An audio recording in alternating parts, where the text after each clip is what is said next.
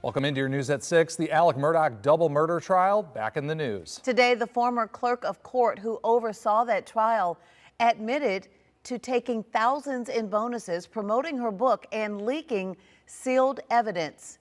Becky Hill, the former Colleton County clerk of court, faced 4 charges, including obstruction of justice and lying under oath.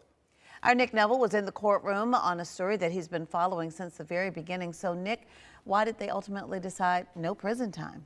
So, Judy, Judge Heath Taylor said that while Hill humiliated herself throughout this process because she has accepted accountability, he felt that prison time wasn't warranted. Now, she was sentenced to probation and also must serve 100 hours of community service. Good luck to you, man. Becky Hill, the woman who oversaw the 6-week Alex Murdaugh trial, avoids prison after pleading guilty. Your Honor, I respectfully ask for the opportunity to continue supporting my family and to work every day to rebuild the trust that I have broken.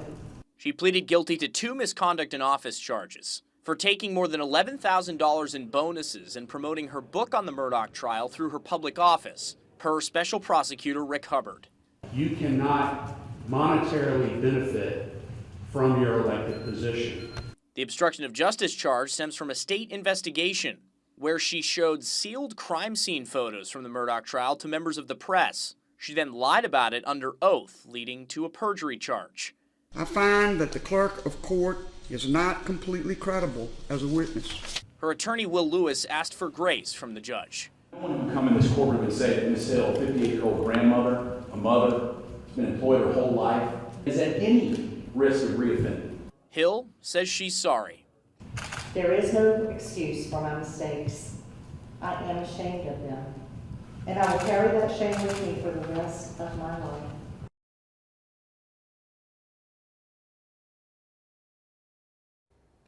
The judge said that the sentence would have been much harsher had the state been able to prove beyond a reasonable doubt that she had tampered with the Murdaugh jury, as Murdaugh's defense team alleges. Rick Hubbard said this morning that they looked into it but couldn't prove it, citing conflicting juror statements.